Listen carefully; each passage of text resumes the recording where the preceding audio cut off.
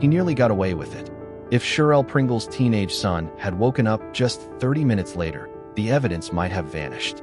The body moved, the truth buried before anyone could uncover it. But that's not the twist. The real twist is what that son found before he found his mother. Help this channel grow. Like the video, try the new hype feature, leave a comment, and subscribe for more stories. December 21st, 3:47 in the morning. A call pinged into Massachusetts State Police Dispatch. The number was registered to Sherrel Pringle. The dispatcher answered. Ready to help. Nothing. Just silence. Static. The sound of wind? Hello? This is 911. Can you hear me? The line went dead. But the call had pinged from a cell tower near Route 107 in Saugus. Here's what made it chilling. Sherrel Pringle had been reported missing 2 days earlier. She'd been missing for 72 hours when that call was made. Was she alive? Was she calling for help? Search teams were dispatched immediately to the location. Dawn was breaking, December cold settling into bones. The area near Route 107 was marshy, difficult to search, but the family had the same idea. They'd been tracing Sherrel's last known movements. 2 groups, same destination, same desperate hope. Her teenage son, Jamani, was determined to find his mother. He pushed through tall grass, calling her name. Then something caught his eye. A purse. His mother's purse. His stomach dropped. He moved forward, every step heavier than the last. Then he saw feet, motionless. His scream echoed across the frozen marsh. Police raced toward the sound. It was her, Sherrel Pringle. The medical examiner arrived within the hour. The initial examination made even seasoned detectives turn away. This wasn't just murder. This was rage. 217 stab wounds would be counted during the autopsy. But here's what haunted investigators most. Her phone was clutched in her frozen hand. The last outgoing call logged, 911. December 21st, 3:47 a.m. The medical examiner's estimated time of death, December 18th, Saturday night. 3 full days before that 911 call was made. So who made the call? Or what made the call? 5 days before her body was found, Sherrel Pringle sat in her living room with her best friend, Monica. They'd known each other since high school, shared everything. But Monica noticed something different that night. Sherrel seemed off. She kept checking her phone, glancing at the door. Everything okay? Monica asked. Sherrel hesitated. She looked around, like someone might be listening. Then she leaned in close. I found something, she whispered. Monica waited, confused. Sherrel pulled out her phone, opened her photo gallery. Photos. Dozens of photos. Monica's face changed as she scrolled through them. Her hand went to her mouth. Where did you get these? Monica asked. Sherrel's eyes filled with tears. Bruce's phone. I found them on Bruce's phone. The photos showed something Monica couldn't immediately understand. Sherrel explained, her voice shaking. Monica looked horrified. You need to go to the police, Monica urged. Sherrel shook her head. I need to be sure first. I need to confront him. Monica grabbed her hand. Don't confront him. Please, just go to the police. But Sherrel looked determined. I'm meeting him Saturday. I'll talk to him. Give him a chance to explain. Monica's face showed pure worry. Promise me you'll text me when you get home Saturday. Promise. Sherrel nodded. I promise. They hugged. Monica held on longer than usual. Something told her this might be the last time. But she shook off the feeling. Still, unease settled in her stomach. Saturday came faster than either of them expected. Saturday afternoon, Sherrel stood in front of her mirror. Her son Jamani was in the next room, doing homework. She looked at herself, rehearsing what she'd say. Her phone buzzed. Text from Bruce. Can't wait to see you tonight. Her jaw clenched. Another text. I have a surprise for you. She typed a response. Deleted it. Typed again. Finally sent. Me too. She went to Jamani's room. He looked up from his homework. I'll be back in a few hours, she said. He nodded casually. Okay, Mom. She hugged him, tighter than usual. He pulled back, confused. You okay? She forced a smile. I love you. Remember that. Love you too, Mom. She left the room. Jamani returned to his homework, thinking nothing of it. At the front door, Sherrel paused, hand on the knob. She looked back at her home, her life, took a deep breath, and walked out into the December darkness. The time was 6:47 p.m. Security cameras caught her car driving away from her street, turning the corner, disappearing. Inside, Jamani remained unaware this would be the last time he'd see his mother alive. 7:15 p.m. Sherrel pulled into a parking lot near a wooded area. Bruce's car was already there. He was leaning against it, smiling. Sherrel's hands gripped her steering wheel. She checked her phone, made sure her location was still being shared with Monica. She sent a text to Monica. "I'm here. If you don't hear from me in 2 hours, call police." Monica responded immediately. "Are you sure about this? I have to know the truth. Be safe. I'm watching your location." Sherrel stepped out of her car. Bruce approached with arms open. "Hey, beautiful." Her body language was stiff. He noticed. His smile faded slightly. "You okay?" She looked him directly in the eyes. "We need to talk." His expression changed. Hardened. "About what?" She pulled out her phone, showed him the photos she'd found. Bruce's face went pale, then red. "Where did you get those?" His voice was dangerous now. "From your phone. I saw them when you left it at my place." Bruce stepped closer. Sherrel stepped back. "You went through my phone?" "Bruce, what are these? What did you do?" Silence stretched between them. Bruce's jaw worked. "You don't understand." "Then explain it to me." His eyes darted around the parking lot, checking if anyone was watching. "Not here. Come with me." He gestured toward the woods behind the parking lot. Sherrel shook her head. "No, we can talk right here." Bruce's face twisted. "I said come with me." He grabbed her arm. She tried to pull away. "Let go of me, Bruce." His grip tightened. "You should have never looked at my phone." He started dragging her toward his car. She screamed, but the parking lot was empty. No one to hear. She struggled, fought. Bruce forced her into his car. The passenger door slammed shut. The child locks were engaged. She couldn't open it from inside. Bruce got in the driver's seat, started the engine. Sherrel's face showed pure terror. "Bruce, please." "Shut up." He drove out of the parking lot. Sherrel's car remained behind. Empty. Abandoned. Miles away, Monica checked her phone. The location was still sharing. It showed Sherrel moving, but in the wrong direction. Away from home. Monica's concern grew. She texted, "Where are you going?" No response. "Sherrel, answer me." Still nothing. Monica called. Straight to voicemail. "Your call has been forwarded to an automatic voice message system." Monica's heart started racing. She watched the location dot on her screen. It was moving erratically. Then it stopped. Near Route 107 in Saugus. Middle of nowhere. Monica picked up her phone to call police, but hesitated. What if Sherrel was okay? What if she was overreacting?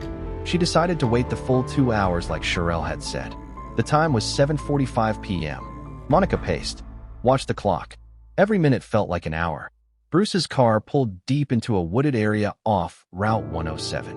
Headlights cutting through total darkness. No houses nearby. No streetlights. Complete isolation. The car stopped. Engine off. Silence except for Sherrel's rapid breathing. "Bruce, please. Let's just talk." Bruce sat still, hands on the steering wheel, not looking at her. "You ruined everything," he said quietly. Sherrel's hand went to the door handle. She'd forgotten about the child lock. It wouldn't open. Panic rose in her chest. "Let me out." Bruce finally turned to look at her. His eyes were empty. "I can't do that." He reached into the back seat. Sherrel's eyes widened. She saw what he was reaching for. She screamed. The scream echoed through the empty woods. But no one was there to hear. 8:03 p.m. Monica checked her phone again. The location was still showing the same spot. Not moving. She called again. Straight to voicemail. She made her decision. She called 911. 911. "What's your emergency?" "My friend. I think she's in trouble. She went to meet someone, and she's not responding." The operator took down the information. Monica explained about the location sharing. Gave the coordinates of where Sherrel's phone was. "We'll send someone to check." "What's your friend's name?" "Sherrel Pringle." Units were dispatched to the Route 107 location. Police car drove through the darkness. Spotlight searching the woods. Finding nothing. The area was empty. Just woods and marsh. No car. No people. The officer radioed back. "Location is empty. No signs of anyone here." Monica received a call back from dispatch. They didn't find anyone at that location. Monica was confused. She checked the app again. The location had stopped sharing. Last known location, Route 107, 8:11 p.m. Monica's blood ran cold. Sunday morning came. Jamoni woke up. Realized his mom never came home. Her bed was empty. Not slept in. He called her phone. Went straight to voicemail. He texted. Not delivered. Panic set in. He called his grandmother, Sherrel's mother, explained the situation. She arrived within 30 minutes. Family started gathering. Everyone tried calling Sherrel. No answer.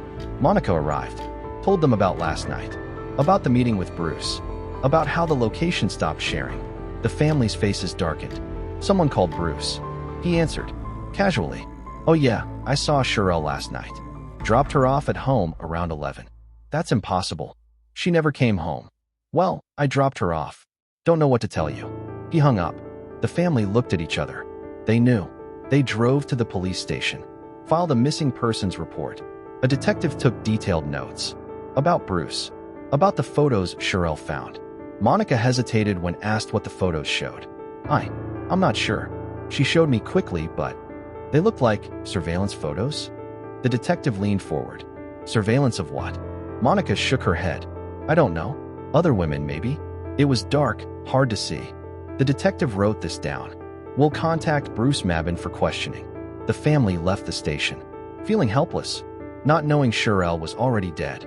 Her body was less than 10 miles away, hidden in the marsh, where she would remain for 2 more days. Tuesday, December 21st, 3:47 in the morning. The 911 dispatch center was quiet. A dispatcher sipped her coffee. A new call came in. The caller ID showed Sherrel Pringle. The dispatcher answered immediately. 911, what is your emergency? Static. The sound of wind. The dispatcher listened intently. There was something underneath the static. A voice. She turned up the volume. Definitely a voice. Female. Barely audible. The words were unclear. "Ma'am, can you speak up? I can barely hear you." The voice continued. Same volume. The dispatcher strained to understand. She caught one word. Marsh. Then the call disconnected. The dispatcher immediately pulled up the location. Route 107, Saugus. The marsh area. She checked the system for recent calls from that number. A missing person report popped up. Sherrel Pringle. Missing since Saturday. The dispatcher's eyes widened. She immediately dispatched multiple units. Possible endangered missing person. 911 call from victim's phone. Location Route 107 marsh area. Multiple police cars responded, racing through the early morning darkness. They arrived at the marsh area. Flashlights scanning. Officers spreading out on foot. The terrain was difficult in the darkness. Marsh water. Thick vegetation. One officer's flashlight caught something reflective. He moved closer. A purse. He called the other officers over. They opened it carefully. ID inside. Sherrel Pringle. The officers looked at each other. Spread out. She's here somewhere. But then family vehicles arrived at the same time. The family had been searching on their own since dawn approached. Jamoni got out of the car, seeing the police flashlights. He ran toward the marsh. Officers tried to stop him. "Sir, you need to stay back." But Jamoni pushed past. Something was pulling him forward, through the grass. Then he saw her, his mother, lying in the frozen marsh grass. Jamoni collapsed, screaming. Officers rushed to him. Family members arrived. Saw. Chaos and grief erupted. Officers worked to secure the scene, called for the medical examiner. Detectives arrived shortly after.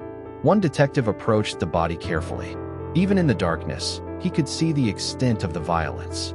Blood everywhere. Multiple wounds visible. His face went grim. Then he noticed something. Her hand, clutching a phone. Despite being dead for days, her frozen fingers were still wrapped around it. The detective carefully examined it without touching. The phone screen was cracked but lit up when he shined his flashlight on it. Low battery warning, 2%. Call log visible on the lock screen. Last call, 911, 3:47 a.m. Today, the detective's confusion was immediate. He called the medical examiner over. "I need a preliminary time of death estimate." The medical examiner knelt down, examined the body, checking rigor mortis, lividity, body temperature. Based on decomposition and environmental factors, I'd estimate 72 to 96 hours. Saturday night, most likely. The detective looked at the phone again. Then how did her phone call 911 4 hours ago? The medical examiner stood, looked at the phone, then at the body. That's impossible. The detective carefully bagged the phone as evidence. His mind was racing. Something wasn't adding up. The sun was starting to rise. Light revealed the full crime scene, and it was worse than they'd thought. Later that day, at the medical examiner's office, Sherrel's body on the examination table. The medical examiner began his work, documenting each wound. The numbers kept climbing. 50 wounds, 100 wounds, 150 wounds. The assistant's face went pale. The medical examiner continued counting. 200 wounds, finally stopping at 217. 217 separate stab wounds. The medical examiner removed his gloves. In 30 years, he'd never seen anything like this. This wasn't just murder. This was annihilation. Someone trying to erase her existence. There were defensive wounds on her hands and arms. She fought hard. There was skin under her fingernails. DNA evidence. The medical examiner documented everything meticulously. Time of death, Saturday, December 18th, between 8 p.m. and midnight. Cause of death, multiple sharp force injuries. The report was typed up, sent to the detectives, who were already building their case against Bruce Mabin.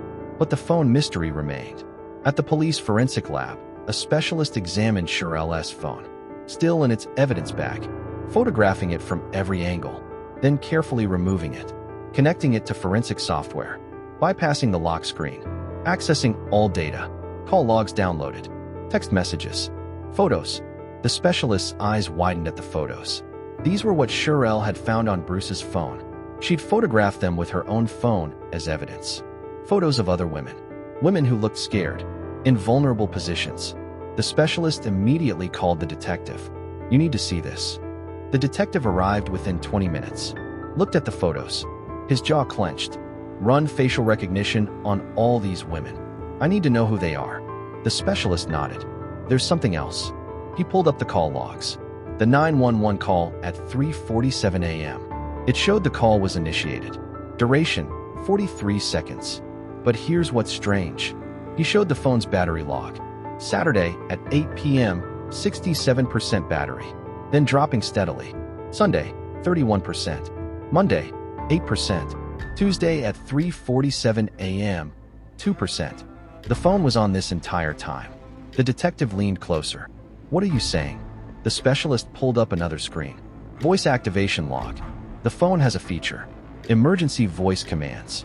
If certain phrases are spoken near the phone, it automatically calls 911. He showed the activation history. Multiple attempts throughout the days. Someone kept trying to trigger this feature, but it kept failing because he showed error logs. No cell signal. The marsh area has spotty coverage. Finally, at 3:47 a.m., there was just enough signal to connect. The detective processed this. So the call was voice activated. But by who? She was already dead. The specialist pulled up an audio file. 911 has the recording. "I got a copy. Want to listen?" The detective nodded. The specialist played the audio. Static and wind. Then a voice. Female. Weak. Words barely discernible. I ran it through audio enhancement. He played the enhanced version. The voice was clearer now, saying, "Help, Marsh, he killed." Then silence. The detective's face went pale. That's Sherrel's voice. But it was recorded Saturday night. The specialist nodded. The phone was in her hand when she died. She tried to call for help, kept saying the trigger phrases, hoping the voice activation would work. But there was no signal. Not until Tuesday morning, when her dying words finally reached 911. 3 days too late. The detective sat back, the horror of it sinking in. Sherrel spent her final moments trying to call for help, saying the words over and over. Call 911. Emergency. Help. Waiting for the phone to respond. But it couldn't. No signal. So she kept trying, even as she was dying, until she couldn't anymore. And the phone stayed in her hand. For 3 days. Battery draining. Until finally, a signal. And her last words were transmitted. From beyond the grave. Detectives pulled Bruce's phone records. His location history told a damning story. Saturday, December 18th, 7:15 p.m. Bruce's phone pinged at the parking lot where Sherrel left her car. 7:43 p.m. His phone moved toward Route 107, stopping at the marsh area, remaining there for 2 hours and 17 minutes. The detective circled this time frame. This was when Sherrel was killed. Then Bruce's phone started moving again. 10:04 p.m., leaving the marsh area, driving back toward Woburn, but not straight home, stopping at a 24-hour gas station. The detective noted this. Pull surveillance footage from that gas station. The footage was retrieved. Bruce at the gas pump. filling his tank at 10:22 p.m., going inside to pay, buying cleaning supplies, bleach, paper towels, trash bags. The receipt was pulled from the store's records, confirming the purchases. Bruce then drove to a car wash, 10:47 p.m., spending 45 minutes there. Surveillance showed him scrubbing the interior, repeatedly, obsessively, then using the shop vac, then scrubbing again, finally leaving at 11:39 p.m., driving home, arriving at 11:58 p.m. His phone stayed at his home address the rest of the night. The detective reviewed the timeline. Everything matched. The murder, the cleanup, the cover-up. We have him. December 22nd. Morning. Detectives had been watching Bruce since Tuesday. Surveillance team outside his home, documenting his every move. Bruce was acting completely normal, going to the store, visiting friends, checking social media constantly, posting about other things, never mentioning Sherrel. The detectives watched, waiting for the right moment. The arrest warrant was signed. Search warrant for his home and vehicle. The team assembled. They approached his location. Bruce was outside, casual, looking for something in his car. Officers approached in plain clothes. Bruce noticed them. His body language changed subtly, but he maintained his casual demeanor. "All right, you guys." The officers identified themselves. "I don't got nothing on me. I came outside to find my car, dude." Acting confused. "I was about to smoke a joint." The officers weren't buying it. "Got me on the internet." Crazy. He was playing dumb, pretending he didn't know why they were there. But his eyes told a different story. Calculating, assessing, planning his next move. The officers placed him in custody. "Read him his rights." Bruce nodded along. "I understand." He was put in the back of the police car. And that's when things got interesting. Tap the like button, share, and also subscribe for a surprise gift. Body camera footage from the car ride. Bruce in the back seat. Officer driving. Bruce started to talk. A lot. "My real girl is about to come meet me," referring to someone other than Sherrel. The officer noted this. "Not my girlfriend. My real girl," suggesting Sherrel wasn't real to him, wasn't legitimate. Bruce complained about social media. "I'm hot and on fire. I can't show my face. Everybody knows me in the city. Everybody's talking. You're killing me." Poor choice of words. The officer stayed quiet, letting Bruce talk, recording everything. Bruce never asked about Sherrel, never expressed concern, only worried about himself, his reputation, what people were saying online. Classic narcissist behavior. The officer documented every word. This would all be used against him. At the police station booking room, Bruce was being processed. Fingerprints, photos, personal property logged. Officer asked the standard suicide prevention questions. "Have you ever attempted suicide?" "No." "Are you contemplating suicide?" "No." Then he said something strange. "Somebody said I was dead too. They said I killed myself." The officer paused. "They had a picture on the internet of me, inside a graveyard. Like that's where they found me." He laughed. That was crazy. Finding humor in fake death reports. While the woman he murdered was actually dead. The officer maintained his professional demeanor, but internally disturbed. This man had no conscience. Bruce made his one phone call, calling his real girl. "I'll probably got 49 if they don't give me no bail." Meaning 49 more days in jail. He thought this was temporary. Didn't realize the evidence they had against him. You need to see who did that. Paranoid about what others might say. Trying to control the narrative from jail. Officers listened to every word. The call was being recorded. More evidence. Bruce was led to a cell. Shoes and shoelaces removed. Standard protocol. Bruce accepted this calmly, still thinking he'd be out soon. He had no idea what was coming. While Bruce sat in jail, detectives executed search warrants. His home, his vehicle. The forensic team arrived with equipment. Cameras, evidence bags, luminol for blood detection. They entered his home. Systematic search of every room. They found his laptop, multiple external hard drives, USB drives hidden in drawers. A detective bagged them all. "Get these to digital forensics immediately." In the bathroom, the drain was examined. Traces of blood. Despite his cleaning attempts, blood never fully disappears. Samples were taken. In the bedroom, they found clothes in the hamper, jeans with small stains, a shirt with suspicious marks, all bagged as evidence. In the garage, they found bleach bottles, recently purchased based on the receipt, half empty already. Trash bags matching the ones from the gas station. Paper towels, all evidence of cleanup. Then came his vehicle. The forensic tech sprayed luminol. Lights were turned off.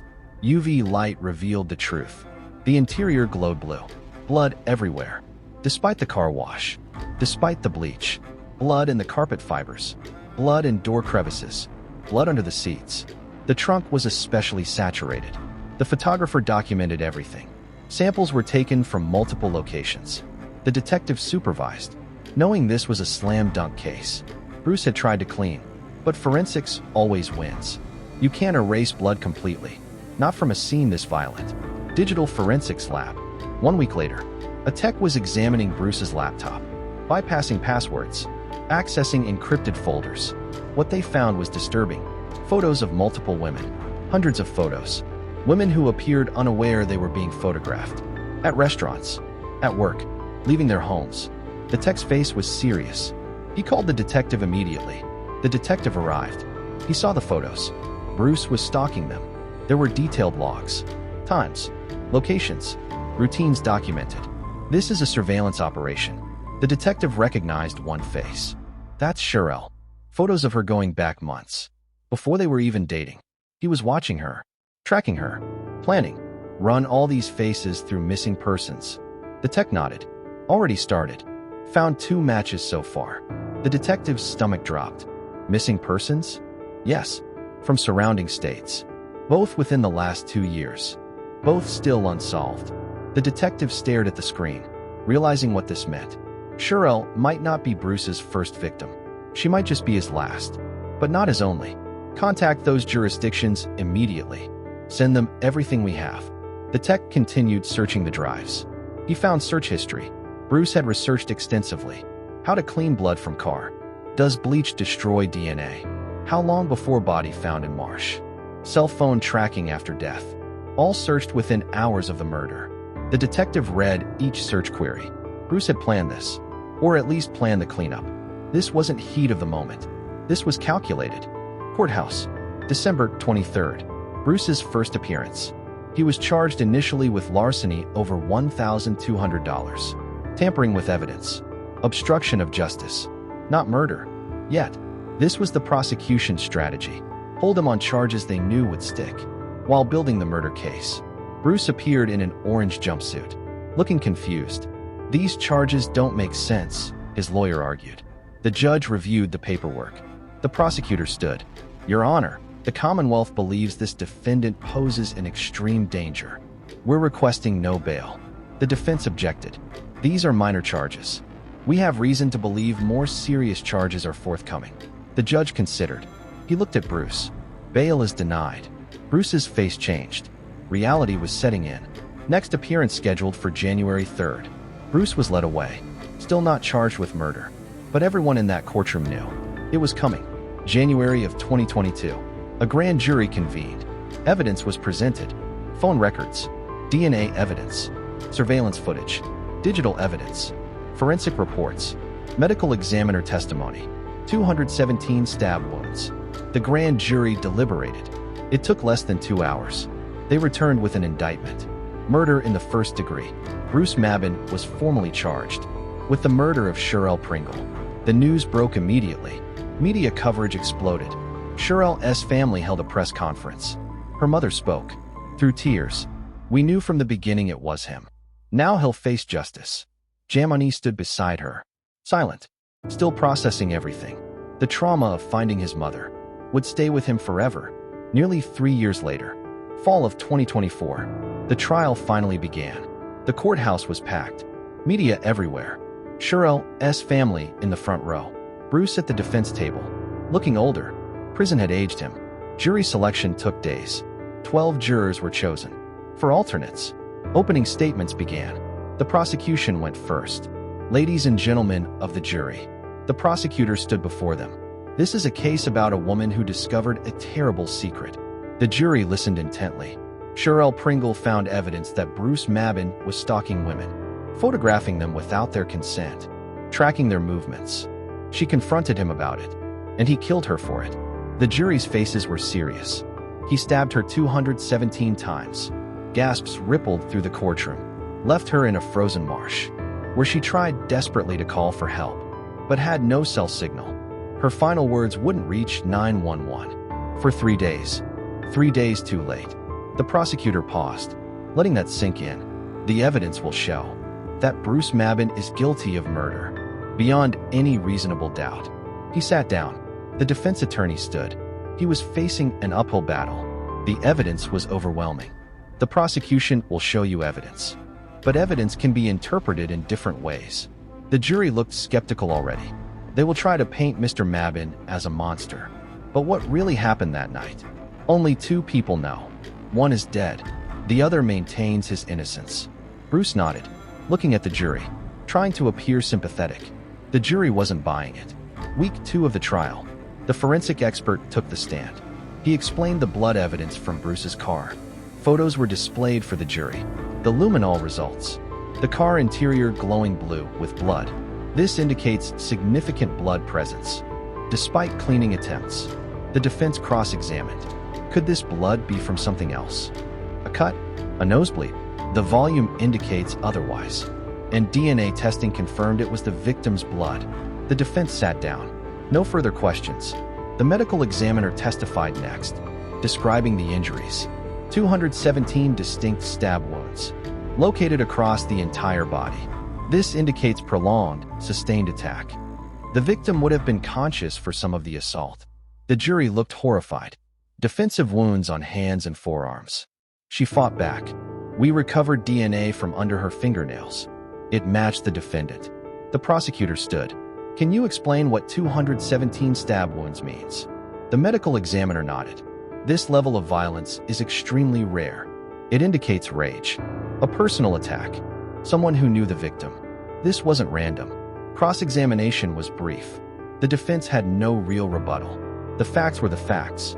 The digital forensics specialist took the stand. This was crucial testimony. Can you explain the 911 call made on December 21st? Yes. The victim's phone had emergency voice activation. This feature allows the phone to call 911 if it hears certain phrases. Help. Emergency. Call 911. The phone records show multiple activation attempts. Starting Saturday night, when the victim was attacked, the prosecutor walked toward the jury. What prevented the call from going through immediately? No cell signal. The marsh area has very poor coverage. The phone kept trying? Yes. The voice commands were logged. The phone attempted to dial 911 repeatedly, but couldn't connect until Tuesday morning at 3:47 a.m., when there was finally enough signal. The prosecutor paused. So the victim was trying to call for help as she died? That's what the evidence suggests. She knew about the voice activation feature. She kept the phone in her hand, kept saying the trigger words, hoping it would work. The courtroom was silent. Can you play the 911 recording? The specialist nodded. The audio played. Static. Wind. Then Sherrel's faint voice. Help. Marsh, he killed. Several jurors wiped their eyes. Sherrel's mother sobbed in the front row. Even Bruce looked down, but showed no emotion. Monica took the stand. Sherrel's best friend. The prosecutor approached gently. Can you tell us about Thursday, December 16th? Monica nodded, voice shaking. Sherrel came to my house. She seemed scared. She showed me photos on her phone. Photos she'd found on Bruce's phone. What did the photos show? Pictures of women. Lots of women. They looked like surveillance photos. Women going about their daily lives. Being watched without knowing. Did you recognize any of the women? No. But Sherrel was upset. She said she needed to confront Bruce. What did you tell her? Monica's voice broke. I told her not to. I told her to go to the police. But she wanted to give him a chance to explain. Tears streamed down her face. I should have stopped her. I should have done more. The prosecutor's voice was kind. This isn't your fault, Monica. Did Sherrel take any precautions? Yes. She shared her location with me. Said if I didn't hear from her in 2 hours to call police. And did you? I called 911 when her location stopped moving. When I couldn't reach her. But they didn't find her that night. Monica looked directly at Bruce. He killed my best friend. And he's sitting there like he didn't do anything. The defense had no questions. What could they ask? The prosecution played surveillance footage. First, from the gas station. Timestamp, Saturday, 10:22 p.m. Bruce filling up his car. Going inside. Buying cleaning supplies. Bleach. Paper towels. Trash seemed nervous, kept looking around, paid cash, then footage from the car wash.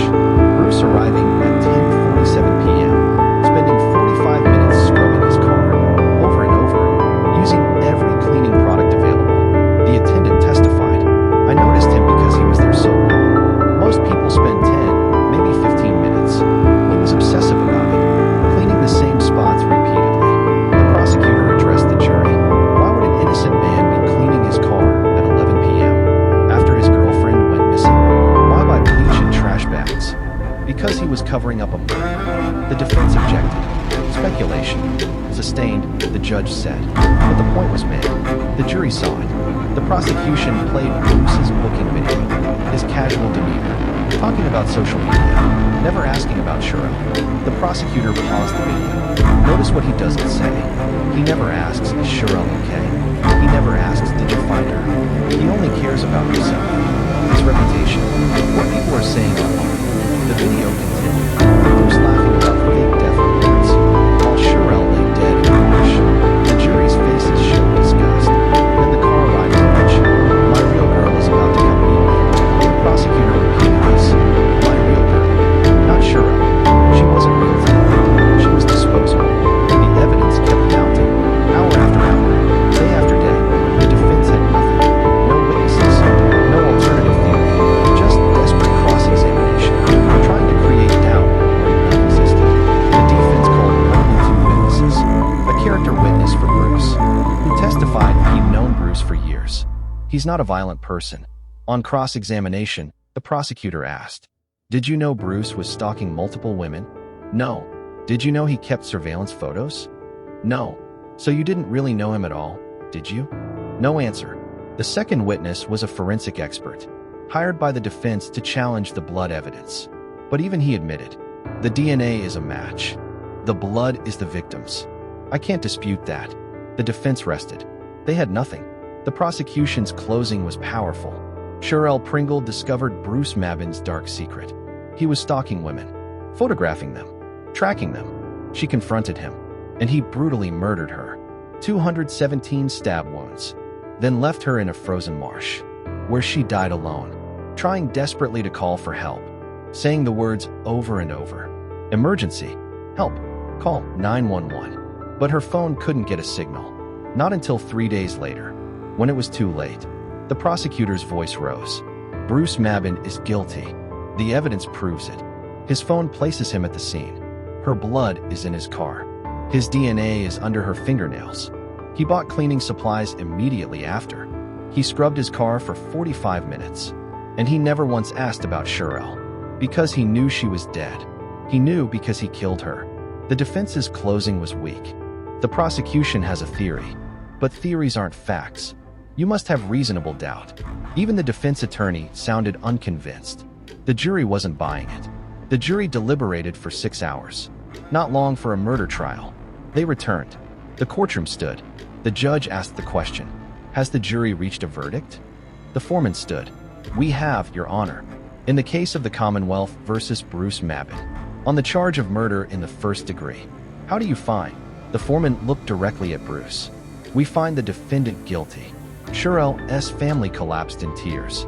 Relief. Grief. Justice. Bruce showed no reaction, just stared ahead. Empty. The judge thanked the jury. Sentencing will be scheduled for 2 weeks from today. Bruce was led away, a convicted murderer. Sentencing day arrived. The courtroom was packed again. Before the judge announced the sentence, the family could speak. Sherrel's mother went first. She walked slowly to the podium, looked directly at Bruce. You came and you just destroyed somebody's family like it was nothing.